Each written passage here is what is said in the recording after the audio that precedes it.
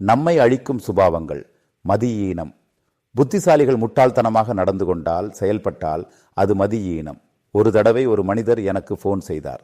தனது மூத்த பெண் குழந்தை MBA முடித்ததாக, MNC கம்பெனியில் வேலை கிடைத்தாகவும், மாதம் 80,000 ரூபாய் சம்பளம் கிடைப்பதாகவும் சொன்னார். ஆனால் ஒன்று, அது இரவு நேர வேலை என்ற ஒரே காரணத்தால் வேலைக்கு அனுப்பவில்லை என்றார். அந்த பெண்ணை இரவு நேர வேலைக்கு அனுப்புவது அவருக்கு பிடிக்காதாம். நானும் உடனே அருகில் இருக்கும் ஏதாவது பிரைமரி ஸ்கூலில் 1200 ரூபாய் சம்பளத்தில் பகல் வேலைக்கு அனுப்புங்கள் என்று போனை கட் செய்தேன். இதில் பார்த்தால் இது ஒரு மதியீனமான செயல். புத்திசாலித்தனமாக குழந்தையை நன்கு படிப்பித்திருக்கிறார். ஆனால் தனது மதியீனத்தால் நல்ல வேலைக்கு அனுப்ப முடியவில்லை.